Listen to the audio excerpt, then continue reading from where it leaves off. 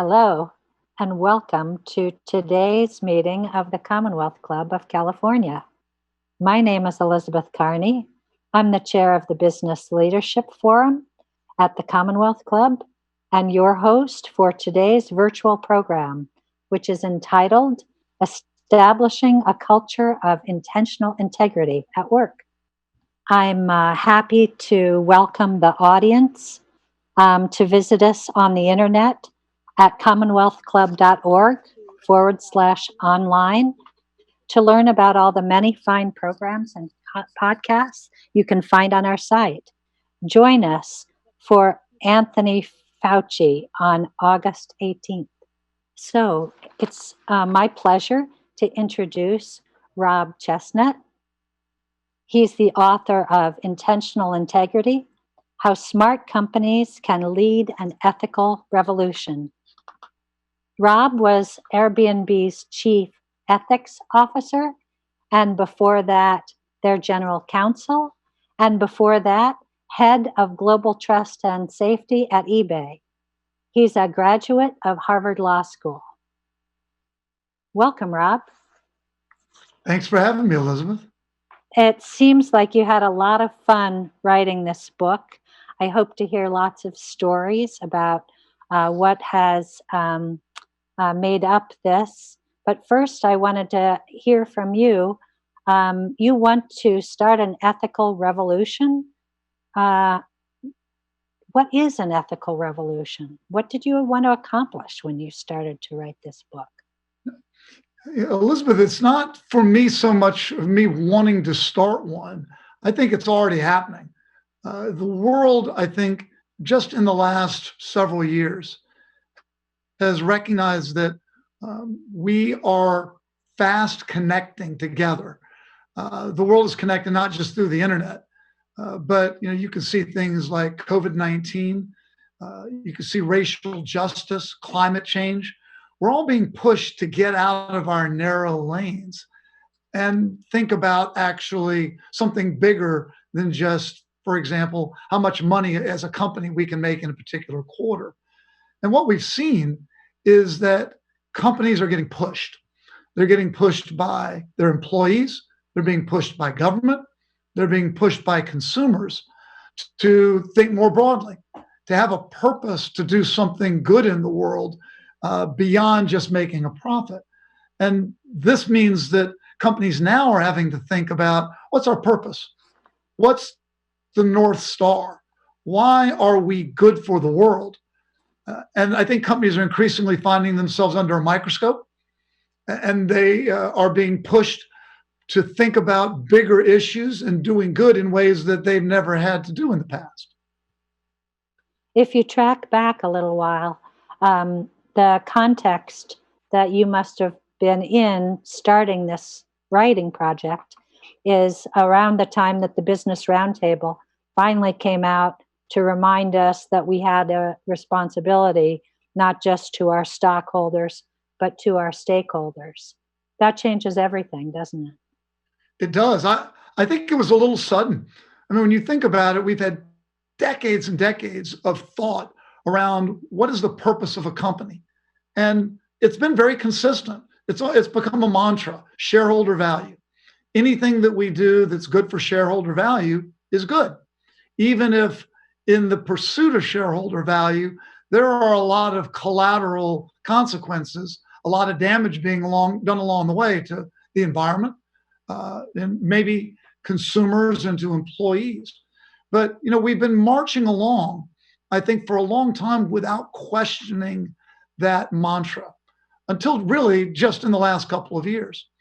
And I think what's pushed us there is an understanding that shareholder value as a mantra is causing companies to focus very short term, hit a quarterly profit number and do things, by the way, that are very good for the leaders of those companies because they're compensated based on the share price. It leads to a lot of selfish behavior. It leads to cutting corners ethically. And it's actually done quite a bit of damage in the world as a whole. I think we're coming to the realization that we need more from companies. We've got big problems in the world. And I think a lot of us are looking at government and wondering, I'm not sure government, with all of its partisan politics, is going to be leading us out of this. We need companies to step up, take on this challenge of doing good in the world. Well, if we're going to expect companies to do good in the world, we're going to have to redefine the way that we've been looking at corporate purpose. And I think the Business Roundtable, it seemed a little sudden, but I think, in fact, it's overdue. Companies obviously, they need to focus on making money. They've got to generate a profit in order to finance their activities. But we need companies to think broader. We need them to think about how they can do good for a range of stakeholders that they do business with. And companies that are slow to adopt are finding that they're getting pushed really hard from all quarters to make the adjustment to this new reality. At Airbnb, we used to call this, being a 21st century company. It's a new way of thinking. But companies that, if you're not adjusting to this, you're not getting out ahead of it, you may find some tough sailing over the next several years.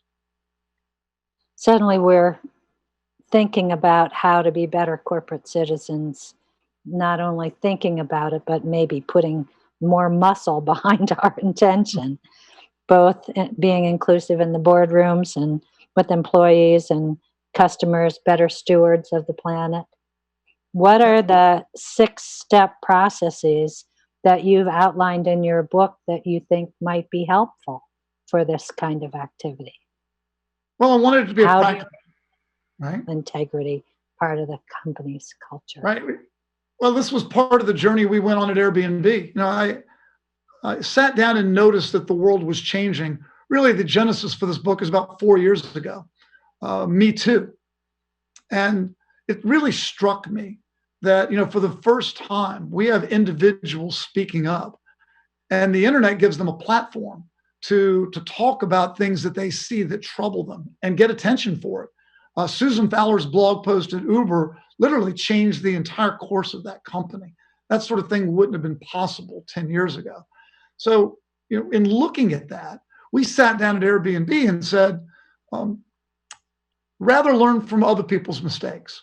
We're seeing other companies take a lot of shots in this regard.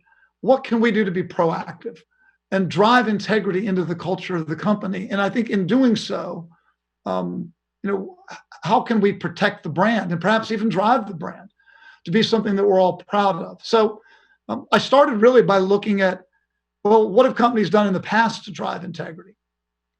Well, you start with a code of ethics, but it's ironic. How do most companies deal with a code of ethics? They go online, they find someone else's code of ethics, they copy it, they paste it, they put their own name up at the top, then they email it out to everybody and say, check a box, tell us you've read it. Thank goodness, right? Thank goodness we've dealt with that ethical side of things. Now let's get back to business. Employees see right through this, right?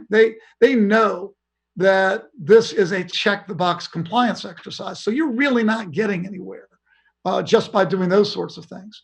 So we took a different path. I went out actually and interviewed a number of leaders and actually talked to some scientists to get a sense of how can you make a difference. The first, number one, above all, is it starts with the CEO, starts with the leader. I like to say that the leader is the thermostat for integrity. Not the thermometer. A thermometer takes a temperature. The thermostat sets it. So whatever the CEO does in the way of integrity, talking about doing what's right, talking about having broader stakeholders, this sets the temperature for the entire company to operate in. And everyone operates in that environment. So if a CEO buys into this and wants to make it a part of the company, all things are possible. If a CEO is only going to focus on narrow profit and cutting corners and doing business the old way, it's going to be very hard for a business. So that's the first C, is CEO. The second is you need a real code of ethics, not something downloaded off the internet. You've actually got to do it yourself. One thing that we learned in this process is integrity can be gray. Ethical questions aren't always easy. There's lying, cheating, and stealing. But beyond that, things can get kind of tough. And it can depend on your own perspective.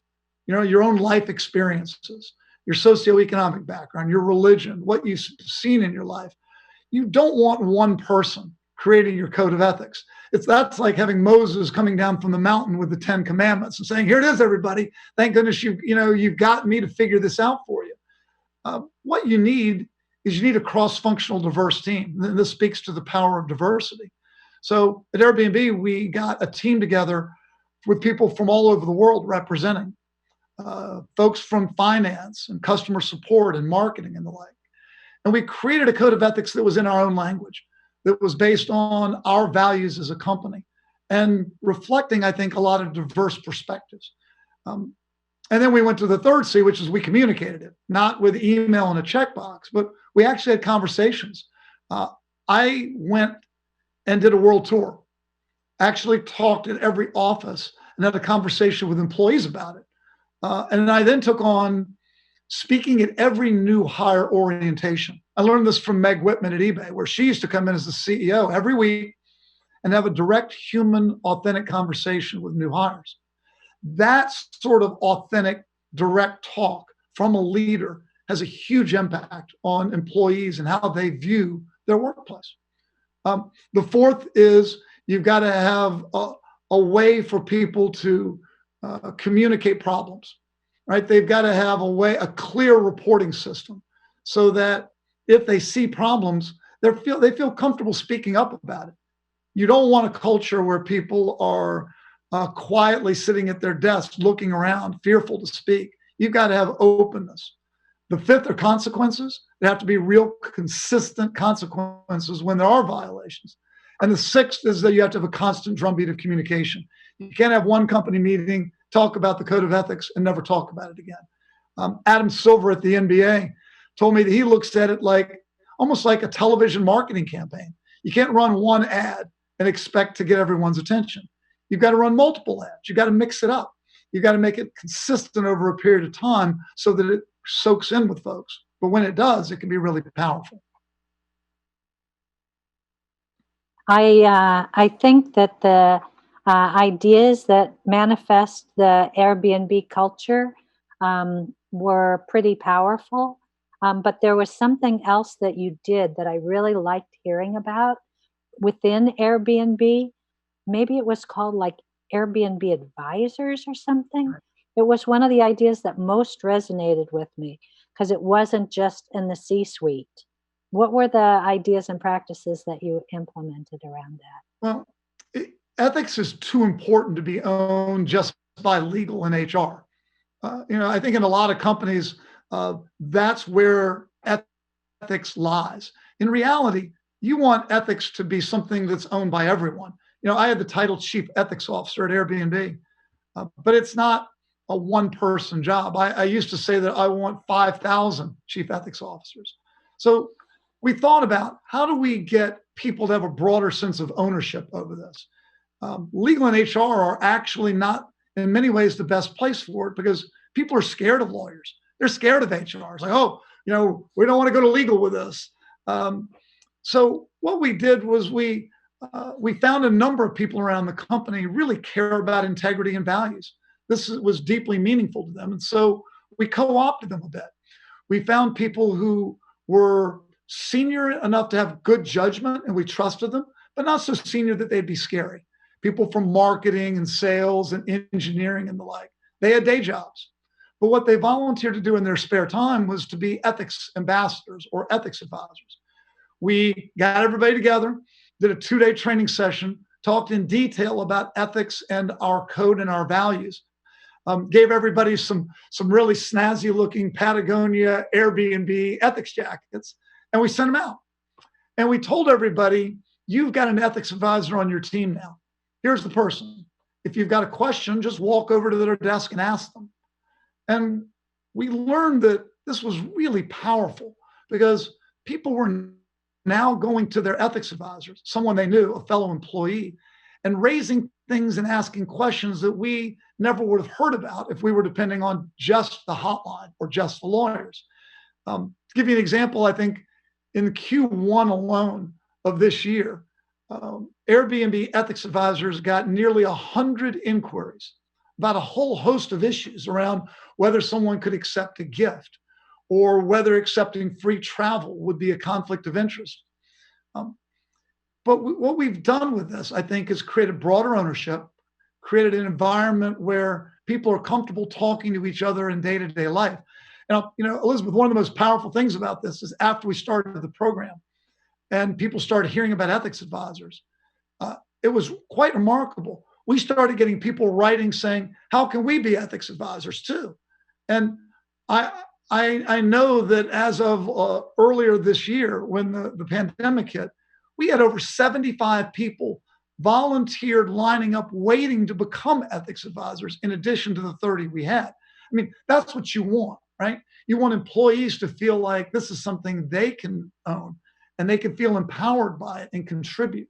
I think that's when you've got the kind of environment of integrity that you need to build inside of a company. Well, and it addresses the question, how do you make a culture? Like you can really see that it's not just on the wall. It's actually rising up in it's living in the culture.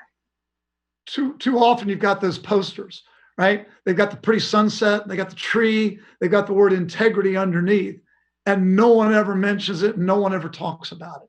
Or they're the compliance posters in the break room with that tiny little 4-point font that nobody can read. I think the HR and legal department would panic if they ever saw a group of employees gathered around one of those posters looking at it. The people don't engage that way. They want authentic human conversation. They want people that they can talk to about things. You give them that, and it can be very powerful. I had a woman come up to me after one of the ethics talks that we do at orientation. And Elizabeth, she was literally crying at the end of the talk. And I was thinking, oh my goodness, what did I say? What did I do wrong? And she said, no. She said, Ram, she said, I used to work at this big tech company in the Valley, one of the large ones. And she said, my boss used to proposition me all the time, pressured me to have a sexual relationship with him. And she said, I didn't want to do it, but he wouldn't stop. And I didn't trust my company to do anything about it. She said, so I had to leave. She said, this is my first day at my new job. She said, you have no idea what it means to have a leader standing up in front of the room your first week and talking about how important it is to the company to have an environment where everyone feels like they belong and where they're not going to tolerate behavior like that from managers and leaders. She said, it means the world to me. And that's what you want. You want to reach people with authentic human conversation. That's so great. I'm wondering how it's been with COVID and the difficulties with downsizing. And I know our audience wants to hear, what has that been like at Airbnb and how has it been for you? Yeah. The pandemic hit Airbnb hard, like it did, I think, a number of businesses. I think the business was sailing along great. And then all of a sudden with the pandemic, it was just hit a wall. And I think that was a big moment for the company. We like to say that a crisis reveals a character. I think that's true for all of us in human beings. And I think it's also true with companies. So there are a few things I think we learned through the process.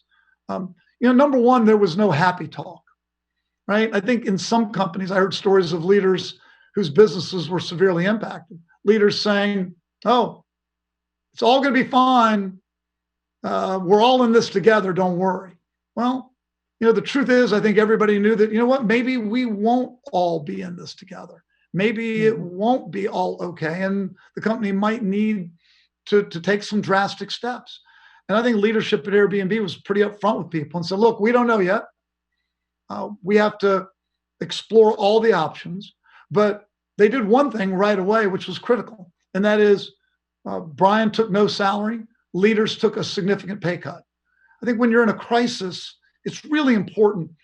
Simon Sinek says leaders eat last, sort of a reference to the military where, the commander makes sure that his troops get fed before he eats or she eats. The corollary of that, I think, is in a crisis, leaders have to sacrifice first because that sends a signal that, this is serious, but that we as leaders need to sacrifice, and that sends a signal to everyone that that it's we're the leaders are really there, and the leaders really care and understand it, and they're not going to ask you to do anything that they're not willing to do. So I think another thing is communication. I talked to somebody the other day who said they had not heard from their CEO since the crisis, which struck me as incredible. At Airbnb, we've had weekly meetings by video every Thursday with open question and answer from the employees. And sometimes the questions got tough because people are understandably fearful. But I think hearing directly from leaders and being able to ask questions is critical. Airbnb ultimately did need to resort to layoffs. The business was dramatically impacted, and Airbnb had to let go of about a quarter of the staff. But I'm proud of the way that it was done.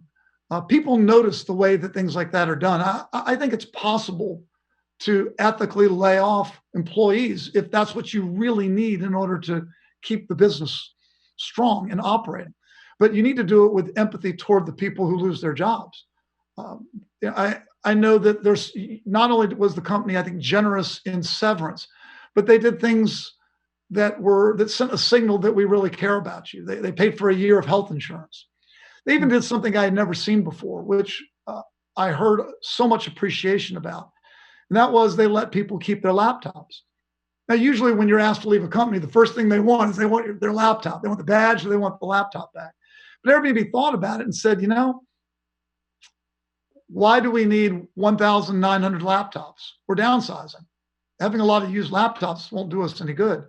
But the employees who are being laid off might need those laptops to search for a job. They're going to be going to homes where their kids may need the only home computer just to be at school, or a spouse might need it.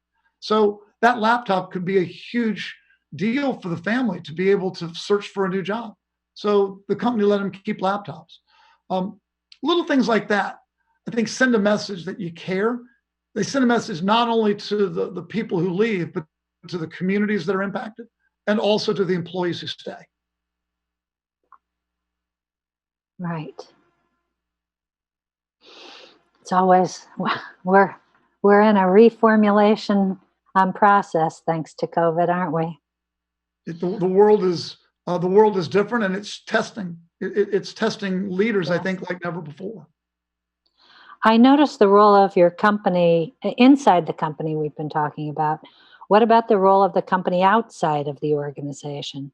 How they contribute to society, provide value, like you mentioned Dyson has stepped up in some particularly interesting ways.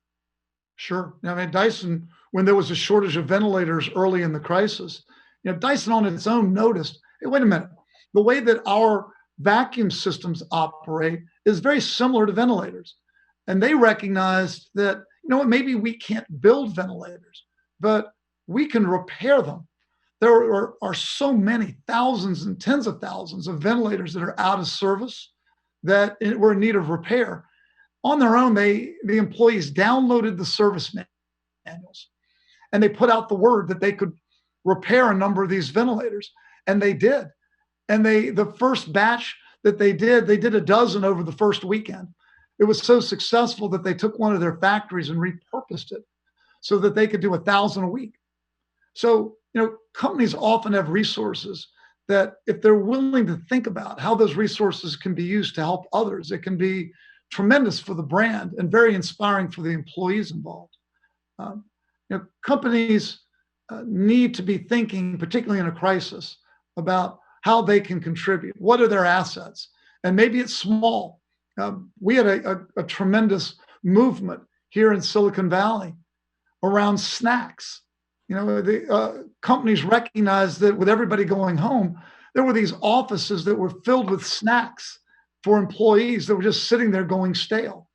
While at the same time, there were a series of family shelters that were used to getting food from restaurants that were now closed. They badly needed food. So even companies that were struggling were able to raise their hand and say, you know what, these snacks, we don't need them anymore, and they can be put to a better use. And they were able to team up with the family shelter and get those snacks picked up at the offices and delivered to families in need. And that sort of thing made a big difference. So, every little thing you can do in times like this means a lot. It's a process of becoming human too, isn't it?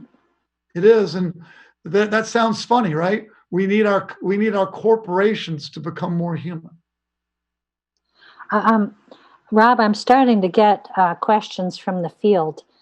Maybe we'll just kind of weave that in since there seems to be a demand for asking. Let's do it. Sure. Um, there's one from Leon Kamenovich who says, speaking about corporate purpose, D. Hawk wrote, we are in the midst of a global epidemic, also of institutional failure of organizations unable to achieve the purpose for which they were created.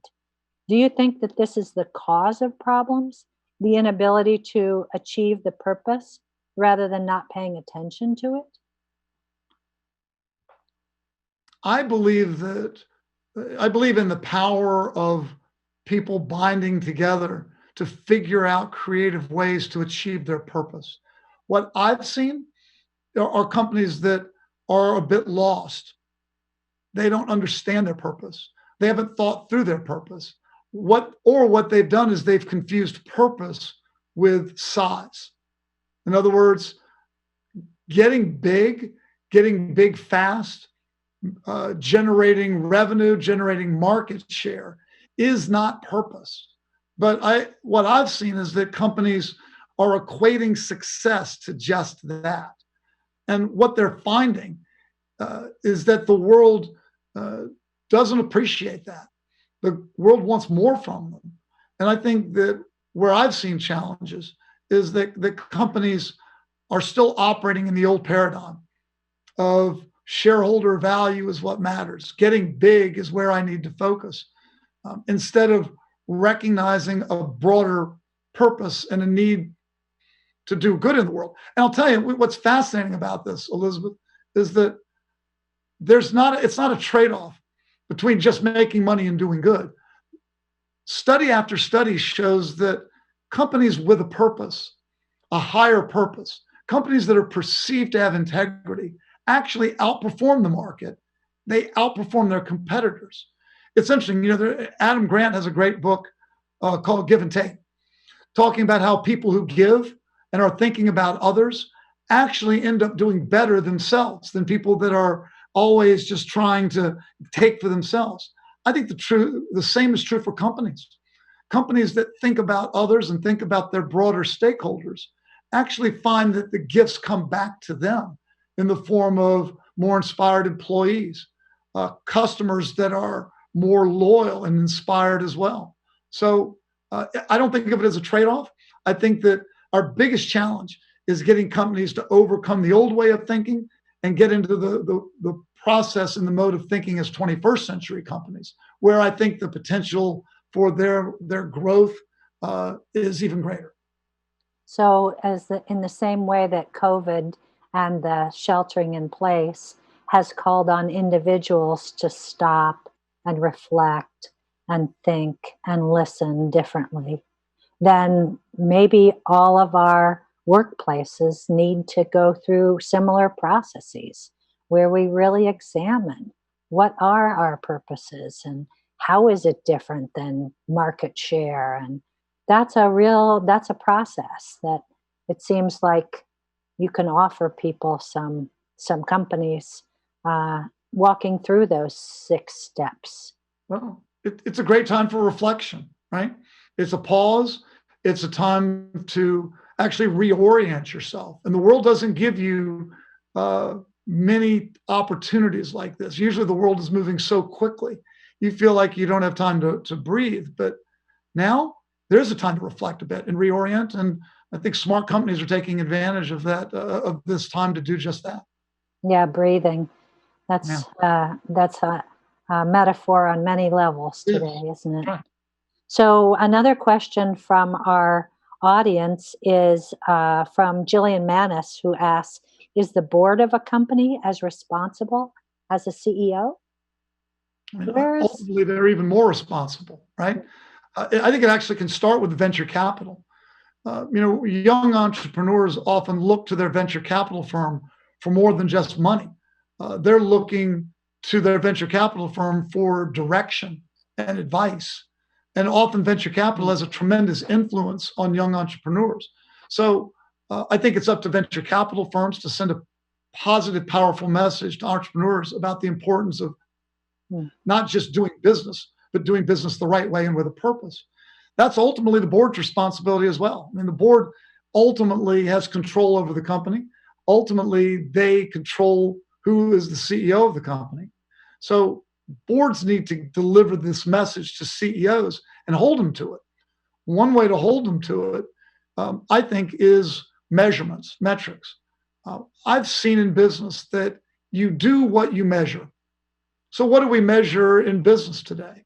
Well, we got lots of measurements around how the business is doing. We know how many customers we all have. We all know what our revenue numbers and our cost numbers are like. But how many companies are really measuring the health of their other stakeholders and actually making it part of their business plan to improve the health of those stakeholders? That can start with the board saying, you know what, this is what we want to see from you. And this is how we're going to compensate you, CEO, in the future. Not just the financial health of the company, which is important, but also the health of all your stakeholders. Wow, that's a big idea. Yeah. Wow, I'm just thinking about what a difference that would make. Wouldn't that matter if a CEO were told by the board that, you're not going to get a bonus this year unless you hit certain metrics that are not financial? It was an interesting example of this recently with Novartis. Novartis is a pharmaceutical company that's had several ethical challenges that have been well publicized. They have a new CEO who recently had, after they took over, ethics was supposed to be a big issue, and integrity was supposed to be a big part of the company. And what happened? Another integrity issue was recently revealed, involving payouts to doctors in exchange for writing prescriptions for Novartis drugs. And what was really, I think, challenging was that the executives at Novartis got huge bonuses because the financial performance of the company was great. But what would have been really interesting would have been if the board had said, you know what, it's so important at this time in our history that we straighten ourselves out ethically and operate with integrity.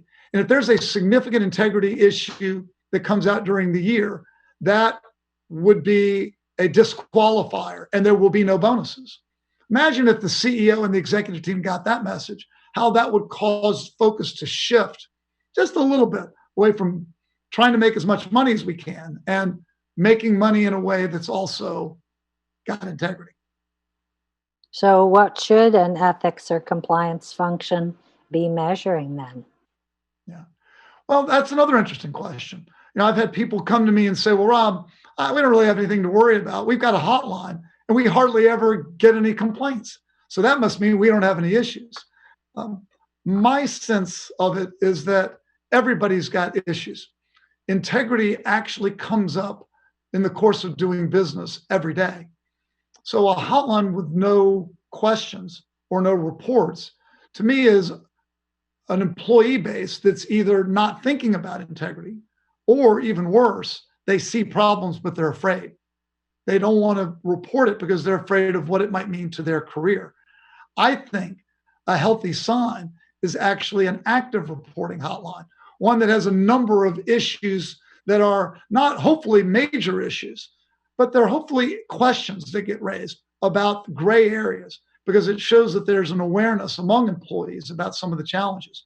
We would look to the ethics advisors. Are people talking to our ethics advisors? And if so, what are they talking about? So there are a number of things I think that you can measure to get a sense of the ethical health of your organization. Another, by the way, are our anonymous employee surveys. But too often, I think the only one that companies are looking at are how many hotline reports do we have? And unfortunately, I think that might that might not be the right thing to be watching. Uh, what would be the best? Uh, Christiana asked, you do what you measure the best. We've heard that for a long time. So, what would be that best measure then? Yeah. I would measure things like what are our employees saying about this? I would create anonymous surveys where you can simply ask the question, um, do you believe that your company operates with integrity? Have you seen ethical issues swept under the rug at the company? Would you feel comfortable raising an ethical issue if you saw one? And if you could get honest answers to those questions and start measuring the scores, I think you're going to now get one level deeper than just the hotline reports. Uh, so when you're doing things like that, and you're measuring the number of reports ethics advisors are getting, as another way to look at this, and then maybe you can also have one more measure of have you had a significant brand altering integrity issue, and those are the ones you want to avoid. But those are things that you can put strong incentives in place for managers to make sure don't happen. Those are the sorts of things I would look at. So, you could repurpose this idea of um, you're a better manager if you've gone through failure to use those failures to really have deep learning within the company. You can't be afraid of mistakes. You don't want a culture where people are afraid of mistakes because mistakes are human. And so what ends up happening is you don't end up with a culture of no mistakes. You end up with a culture of no one talks about mistakes and no one learns from mistakes. Another thing I like is a culture that actually rewards speaking up. So how many people work at a company where they've actually seen someone publicly rewarded for speaking out about something that's difficult or raising an ethical issue? One thing we did at Airbnb was we created this small award called Integrity Yetis. So they're Yeti water bottles. I've got one here. It's got the Integrity branding on it. They're very nice metal water bottles. They're $30, right? And what we would do was if someone raised their hand and asked a good question related to integrity or doing the right thing or spoke up about an issue, we would award them with an Integrity Yeti. And to give you a great example of this, one day I was standing at my cube. We work in these open desking environments at Airbnb pre-pandemic. I was at my computer, and a mid-level manager from IT walked over to me and said, "Rob, I noticed that when you left your computer a little while ago, you didn't lock the screen." I said, "Oh no." I'm thinking to myself, he's right. A little embarrassing, right? Now, but of course, I was only gone for 3 minutes. I went to the restroom. The building's locked. The company's secrets weren't endangered. There were lots of excuses I could have made. But in the moment, instead of being defensive, I thought about what we tried to value as a company. And I said to myself, something? That must have taken a lot of courage for a mid-level manager in IT to walk over to a member of the executive team and call them out for a security violation. I like a culture where somebody's comfortable doing that. So I thanked him. He actually showed me a little shortcut on my computer to lock it with one touch. And the next time I got a chance in front of a group, I stood up and I told the story and I gave him an Integrity Yeti in front of the group. Everybody applauded. 2.5 years later, he writes me an email. And at the top of the email is warning, vulnerability alert. He went on to write me a one-page email telling me that moment was his proudest moment in his entire career, 6 years at Airbnb for a $30 water bottle, right? But it was important because it was a very human, authentic way to send a message that we care about speaking up. We want you to speak up. We don't want you to be afraid. Well, a follow on question to what we're just talking about is related to humor. Like, I'm wondering how the creation of a company culture that's really open and transparent in this way affects our humor. Right now, even the comedians, they don't want to go on stage because everything is so super sensitive that we can't say anything. So the question that's coming in is, what about being able to make fun of ourselves? Like, how do we foster that? I know you like to have fun and you know how to have fun. Give us a little advice about how to how to be in this world this way. I love humor. I think humor is a powerful way to make a point that's memorable. And we used it at Airbnb, we did it with videos. At Airbnb, believe it or not, I wasn't known as the ethics person. I wasn't known as the lawyer. I was known as the video guy. And the reason is, we challenged ourselves to get beyond these 1 hour long, third party created videos, like the sexual harassment video that some third party creates. And you just hit the button and bounce. There's no humor.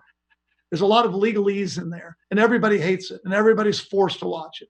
So I actually talked to my kids about this, and they laughed. They said, "Who would ever watch a video more than 3 or 4 minutes long? They're on YouTube all the time." And it got me thinking, why can't we make a point about integrity in 3 minutes? And why can't we have a little fun about it? So what we started doing was we started making a video every month at Airbnb, a different integrity topic each month. And we did it, there was no budget. In fact, I'll show you the camera.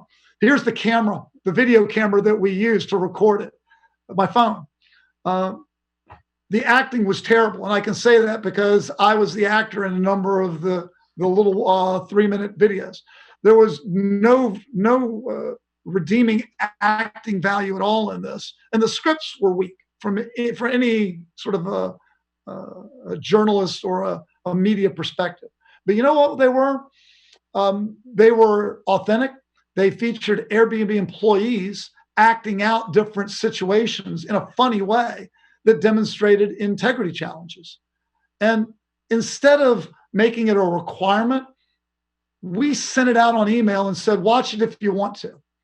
And then we watched in the background to see how many unique people would watch these things. Well, after a few months, we would get 1,000, 2,000, 2,500 unique employees voluntarily watching an ethics video. And then the emails started coming in. Rob, when's the next video? Why don't you do a video about this? How can I appear in the video?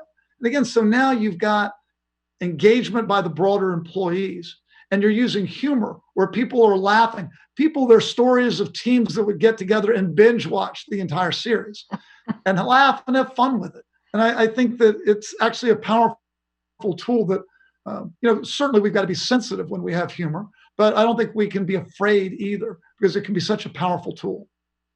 So there's another metric for you: is how many people watch your silly videos, your How many ethics people watch videos. those silly videos? And I think the more people that watch it, the more impressions you've made on them about the importance of integrity in the company. And when they see an executive in the video laughing but making the point, they know that you're serious. They know you really care about it.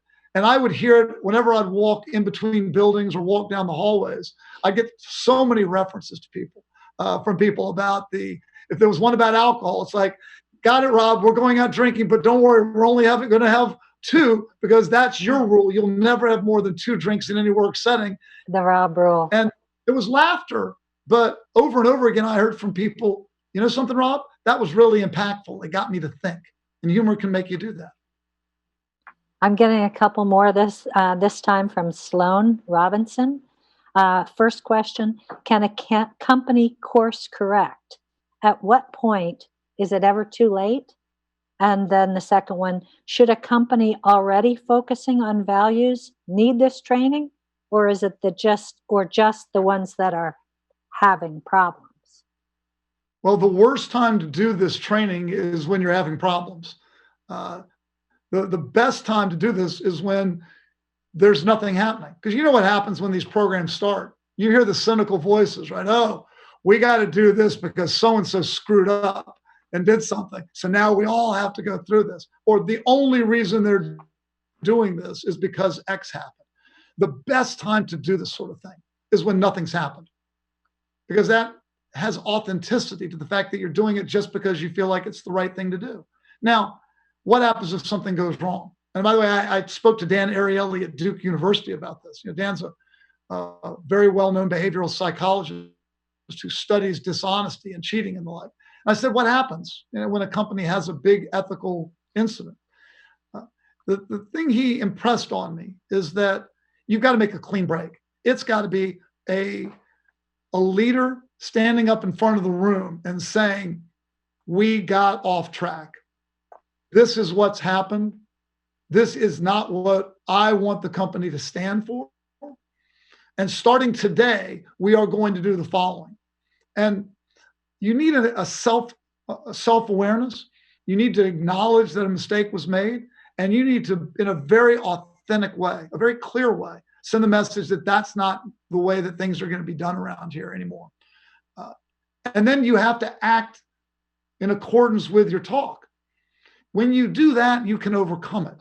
But you can't overdo it. You can't basically like ignore it, pretend it didn't happen, say, well, yeah, we'll let it die down. We don't want to inflame things by talking about it. Well, that's the worst thing you can do. You've got to acknowledge it. You got to take it head on, and you've got to affirmatively come up with an intentional plan to make sure it doesn't happen again. So I have somebody here who's really curious about your video experience. They mention, how long did you take to do the scripts for these videos? And how can you do these videos while we're still working at home? Obviously, a light bulb has gone off for somebody about a project that could be during shelter in place. So we made a rule when we started doing the videos. We're going to take 1 hour maximum to shoot the video. So there was no elaborate production. There were no ring lights, no special effects. We said we're going to do it in an hour, and what we get out in an hour, we'll use that. Scripts, there were no scripts, no formal scripts anyway. I would come in with some ideas jotted down and some phrases and an overall sort of picture of maybe what it was going to be about. And we would have a half a dozen people throwing in their ideas. They'd come up with a funny line. And then it's like, all right, we got it. Let's roll. And we might take a couple of takes, 2 or 3 takes. And then somebody who loved to play with video editing would take it home one evening, splice it up, get it out on email, and go. The charm of this sort of thing isn't that it looks like Steven Spielberg. The charm of it, in fact, is that it looks rough. It looks like a home video. It looks like some lawyer who's got a cell phone did this. But that's what gives it authenticity. That you got to get away from these third-party produced videos. You can't outsource integrity. You can't do it. It feels far better and more powerful when it's homegrown. I think the subtitle for this talk will be, "You Can't Outsource Integrity." What a great buzz line to take away. So let's ask about your experience a little bit. It doesn't sound like you had a large department that was working underneath you. Well, when I was the general counsel of the company, we had a big team of like over 150. And that's when I started the ethics program. But I took it on as my own side project. There was no budget whatsoever for it. I borrowed a little money from legal's budget with permission to get the Integra Yetis done. We got, I think, 50 Integra Yetis at $30 each. But otherwise, it was using the phone and using someone's in-house expertise for the videos. I didn't have a big staff, but I felt that you can actually use that to your advantage. That's when we created the Ethics Advisor Program. If I can't have a team, I'll co-opt everybody else's team. It's actually going to be a lot more powerful anyway if it's something more broadly owned. So if you can do the little homemade videos, you can do the orientation talks, that's free. You can use people from around the company who care about this to be your ambassadors. You really find that this isn't about money. Integrity is really not about money. It's really about heart. It's about caring. Mm-hmm. And if somebody wanted to become a chief ethics officer, what background would you give them? What advice do you have for them about how to become that? That's an evolving field, Elizabeth. You know what? I was looking the other day, a company called Ethisphere looks at the world's most ethical companies. And even at the world's most ethical companies, I think only about a third of those companies have a chief ethics officer. The number's growing, though. I think it's become something more popular in the last few years. And you see people from a lot of different backgrounds. I think law is one natural sort of path. HR might be another one. But what I think really matters the most is, does the CEO trust your judgment? Right? Does the business trust your judgment? Uh, if people have confidence in your judgment and you have the ability to communicate and to influence people in a positive way, then I think that's the skill set that can be most powerful. But look, the business has to want you in the room as a senior leader. They have to trust your judgment to help them make the tough ethical calls. And frankly, those are skills that can come from anywhere. One of the popular and promising trends at the moment is seeing women leaders, seeing leaders of countries or companies, and comparing the actions and successes of those places, lining them up as at least correlations with women's leadership. Do you have any thoughts about where that comes in this conversation? Well, I just saw a survey the other day coming out of the UK. They looked at the exchange over there, the FTSE, and they divided the companies into two groups. One group has 1/3 or more women in leadership. The other group, less than 1/3 women in leadership. Guess which group performs better financially? Well, it's the group with women, 1/3 or more of women in leadership. And by the way, it's not even close. The financial performance is 10x better, 10x. So that doesn't surprise me. But what surprises me is that so many companies have not yet figured out that you need gender balance and you need diversity on your leadership team. You need those different voices and different perspectives. Nobody's thought through it all. We all bring different things to the table based on our own life experiences, our own values. Where you're missing out is if everybody in the room looks the same. Because then Do you're you going have to get very stories similar. in your book about that experience of diversity that obviously you've experienced, the richness of one versus the other?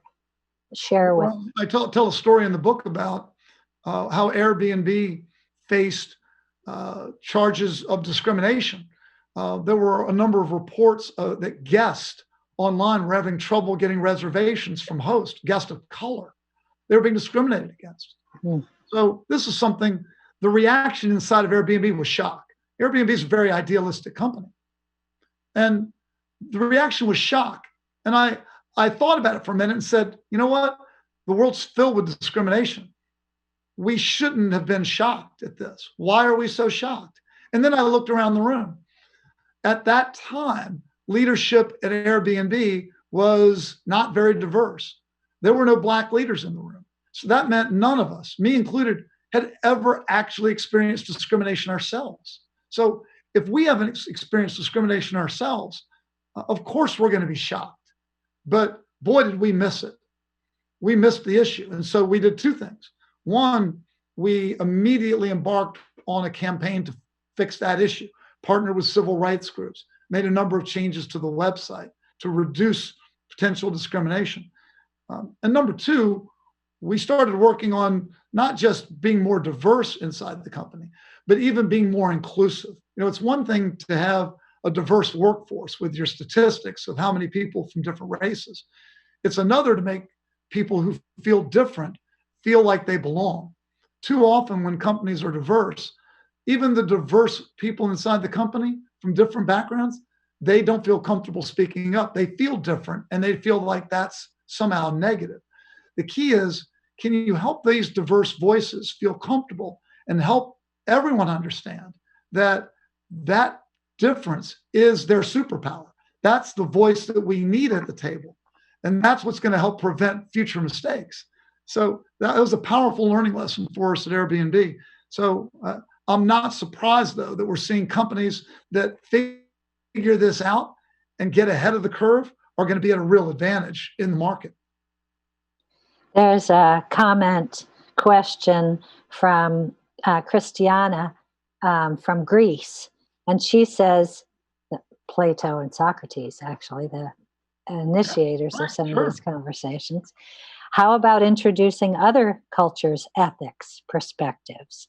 A great diversity opportunity for cultures to engage other cultural perspectives. She's right. To me, diversity isn't just about the color of your skin. It's about your background, how you were raised, what part of the world you come from. When we were working on the code of ethics at Airbnb, I was really worried. How do you come up with a code of ethics that works for a global company? Take hugging. We actually talked about hugging. Can you hug anybody at work anymore? Well, if you ask people in a number of European countries, they say, "Are you crazy, Rob? Of course. We hug everybody every day." But you ask people in other parts of the world, and they're like, perfectly warm, wonderful people, but like, don't touch me. So, how do you listen to these different voices and come up with policies and approaches to ethics for a global company? I'll tell you one thing, it's challenging, but you're really going to have a big miss if you don't listen to the different voices from all around the world. And maybe that's where our humor conversation comes in. Oh. That's right. Yeah. So there was a question about the report from UK that you mentioned. There's a audience member who would love to know um, if you know the name of that report, or the one that mentions women having a third, if you have a third women in your. I'll extend this offer to the questioner and to anybody else who attended today. Reach out to me on LinkedIn, connect with me on LinkedIn, send me a note, and I'll send you a link to the article. And by the way, I'm on LinkedIn every day. I love talking about integrity related issues. So if this resonates with anybody and they want to engage in the conversation further or have different questions that we didn't get to today, I love this stuff. Reach out to me directly. What a great offer. And maybe part of what we want to do is bring up the fact that your book is just hot off the presses. Intentional Integrity: How Smart Companies Can Lead an Ethical Revolution. Congratulations. Thank you for raising that. Right, the book's just been out a week. I'm really excited about it. So for folks that are really interested in driving integrity into the culture of whatever organization they're in, or even incorporating some integrity into their life, I think hopefully people will enjoy it. People tell me that they're surprised when they start reading it. There's no Plato or Socrates. It's very practical. It uses humor and a lot of stories. So I hope folks enjoy it and get a lot from it. And it's fun the way you are. So at this point in the conversation, I would normally mention that we only have time for one more question. But since our conversation is virtual, I get to ask the question. All right. So how optimistic are you about the future? We have lots of examples of difficulties, as well as good stories. Tell us about how you are feeling in today's world. You've seen the book. I'm an optimistic person. I think that the integrity revolution, with so many people stepping up to talk about these issues, is such a positive sign. I think the world's been operating in their narrow lanes for quite a period of time. And that, to me, created so many issues around integrity that the world's finally addressing. And I think we're finally waking up to the fact that we need each other. We all need each other. And what we're seeing, I think, is a very positive sign that people care, people want to change the way we do business, People want and genuinely care about other human beings. So I'm very optimistic about the way the world has actually turned in the last several years, and I think uh, we're going to see a lot, not only from my generation in changing, but the next generation coming up. I think this is the way that they have always thought. This is the way they see the world, and I have a lot of confidence in them as well. And that it's good business. It's good business. Great. Well, I want to thank you so much for this wonderful conversation that we've had together. All of our programs have moved online, and we want to invite the audience to visit us on the internet at commonwealthclub.org/online to find this program, to find other fine programs, to find podcasts that you can use your different readers to listen to. I want to invite anyone who's listening to join as a member. I want to thank you, Rob, for joining us today, and our audience online, and our radio audience, and encourage our upcoming programs, including Anthony Fauci on August the 18th. Please come back for that. So now this meeting of the Commonwealth Club of California, celebrating over 100 years of enlightened discussion, is adjourned. Thank you all for coming.